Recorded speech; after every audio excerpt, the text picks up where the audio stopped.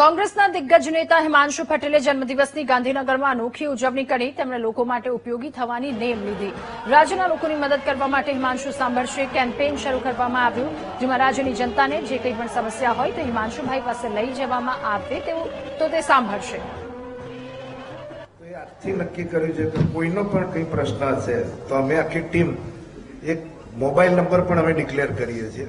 કોઈને પણ કોઈ પણ પ્રકારનો પ્રશ્ન હોય તો એ નંબર પર અમે એ પ્રશ્ન લઈશું અને આખી પાર્ટીને પણ ઇન્વોલ્વ કરવાનું ગણતરી છે।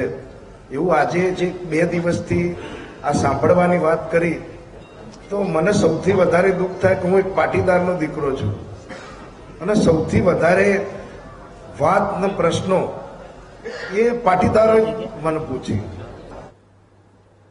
મુદ્દા આવશે એનું અમે 31 ઓક્ટોબર સુધી વર્તમાન શાસકોને અમે વિનંતી કરીશું, પ્રેમપત્ર લખીશું, એમને આજીજી કરીશું કે તમે આટલા મુદ્દામાં બક્ષો, આ બધાના મતથી તમે મોટા બન્યા।